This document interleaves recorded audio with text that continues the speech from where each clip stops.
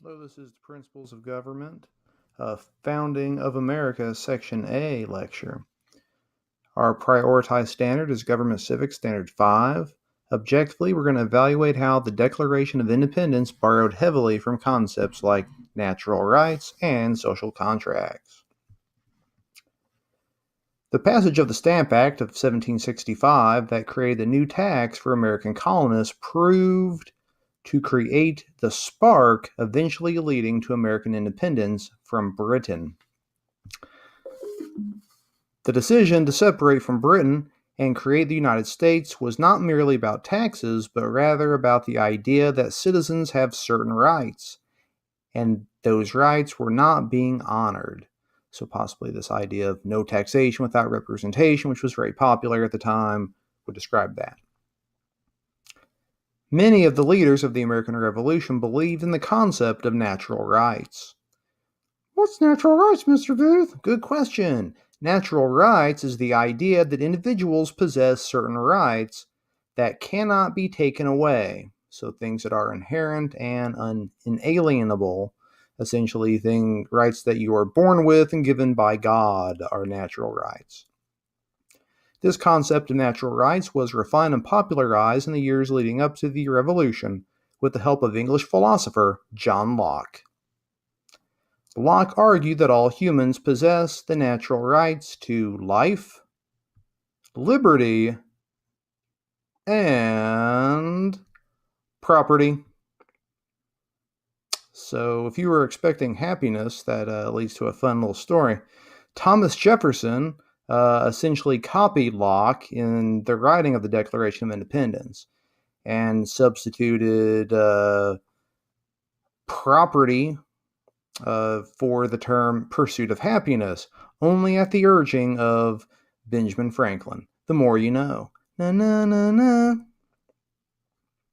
Locke and other natural rights philosophers at the time said the purpose of government is to protect natural rights. Some philosophers theorize that people entered into a social contract where people surrendered, either willingly surrendered or possibly through their inaction surrendered, some natural rights in exchange for government protection. So the origin of the term social contract, you can actually find this in the writings of Plato. Additionally, this idea of a social contract can be traced back to ancient times, things like ancient Greece, ancient Rome, the biblical idea of the covenant between man and God. All of these essentially could basically be the social contract. Genevan philosopher Jean-Jacques Rousseau suggested that government was based on the idea of popular sovereignty.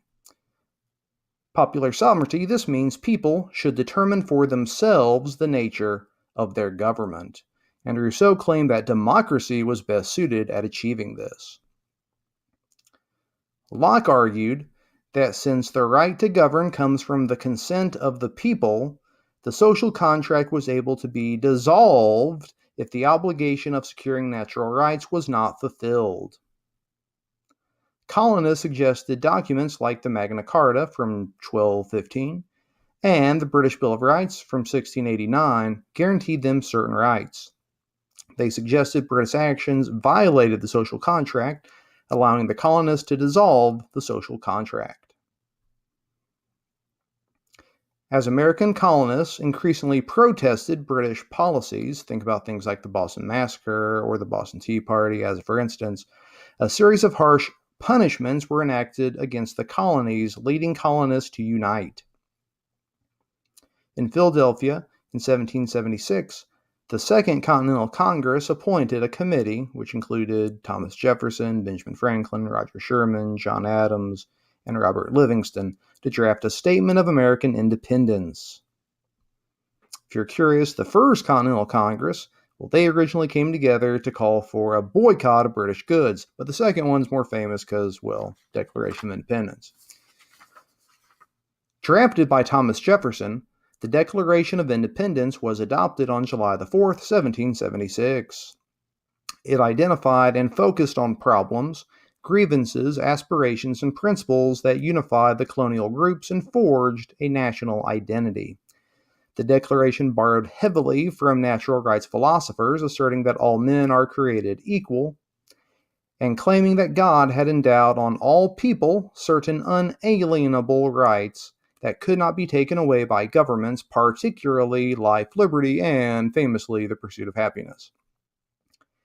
In November of 1777, the Continental Congress adopted the Articles of Confederation and Perpetual Union, that's a mouthful, which was ratified by all the states in 1781, which was concerned primarily with limiting the powers of the central government, creating a government made solely of a legislative branch, which they called just Congress.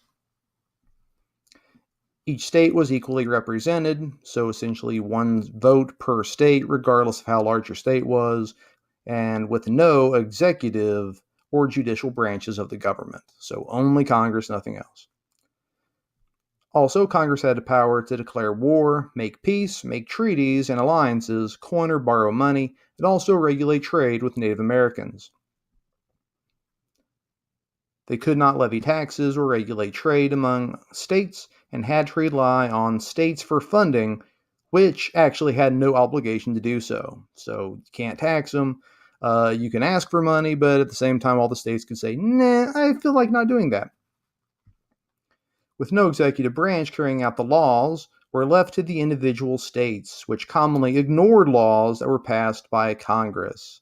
So in a lot of ways, Articles of Confederation, if you ever heard the expression, was a toothless tiger. So in theory, they can do stuff, but there's not much bite because, well, no teeth. To amend the Articles of Confederation, all states had to agree, which basically meant that 0 amendments were ever actually passed under the Articles of Confederation. Under the Articles, England also refused to negotiate with Congress and negotiated with each of the 13 states separately. And the British would commonly pit the different states against each other. So it was a very ineffective first government that we actually had in the United States. In May 1787, 55 delegates met in Philadelphia to revise the Articles of Confederation, but soon abandoned this plan and opted to develop a brand new government. While successfully limiting government power, the Articles also created a completely ineffective government. So basically, these founding fathers, learning from the failures of the Articles, yet remembering why they rebelled, would actually guide the Constitutional Convention. So this concludes Principles of Government, Section A, Founding of America. And again, it was Government Civic Standard 5. Objectively, now you can evaluate how the Declaration of Independence borrowed heavily from concepts like natural rights and social contracts.